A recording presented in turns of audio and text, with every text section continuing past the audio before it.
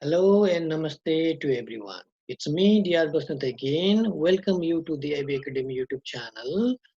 If you are new to this channel, then please do subscribe the channel and hit the bell icon for the notification of the upcoming new videos. In this video, we will discuss about the second part of the transmission media, that is unguided media. And if you haven't watched the first part of this video, then the link is provided in the description below. Please do watch it. So without getting much time, let's get started.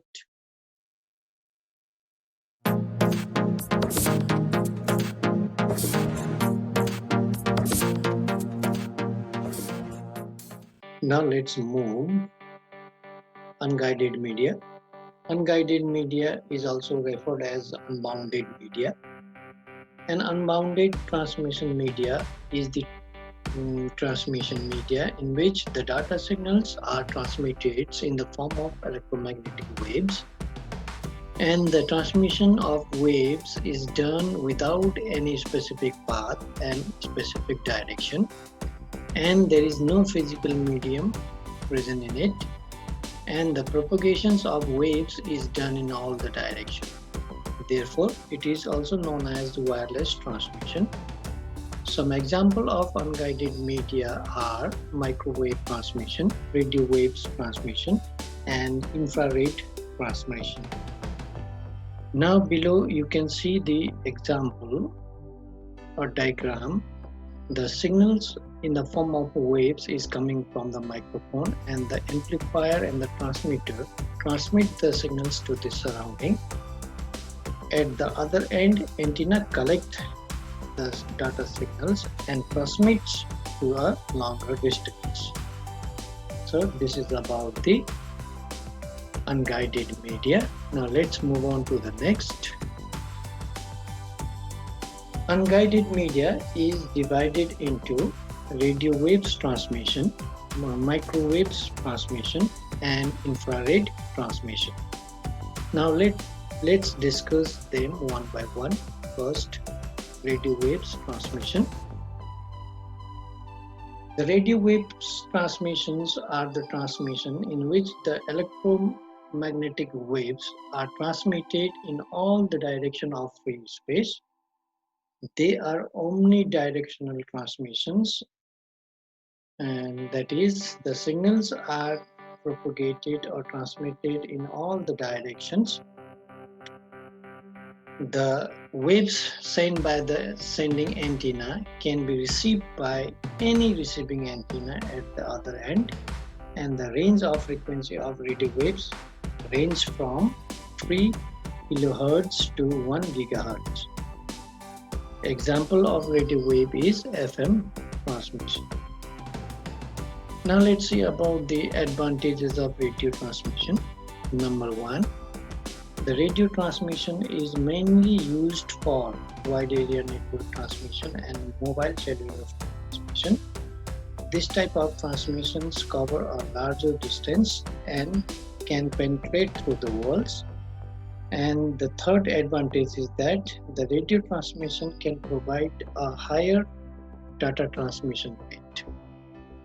So this is about the radio wave transmission. Now let's move on to the second example, microwave transmission.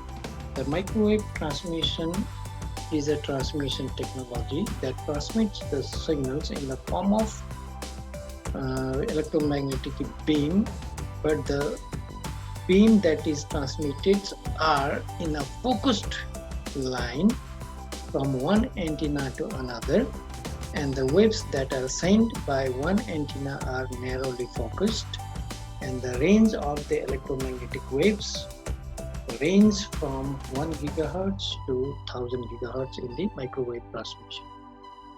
Now let's see the advantages. The first advantage of microwave transmission is that it is cheaper than other cable transmission. Number 2, it does not require any land for the installations of any cables. Number 3 is the microwave transmission provides the easy communication in terrains. And also, number 4, the communication over oceans can be achieved by using the microwave transmission. So this is about the microwave transmission. Now let's move on to the third example, infrared transmission. In infrared transmission, the transmission of electromagnetic waves are done in a short range. The frequency of infrared transmission ranges from 300 GHz to 400 THz, and this type of transmissions are generally used for the communication such as data transfer between the two cell phones, TV remote operations, etc. Now let's see the advantages of infrared transmission. And the infrared transmission supports high bandwidth data transmission, and hence the data transmission rate of infrared transmission is very high.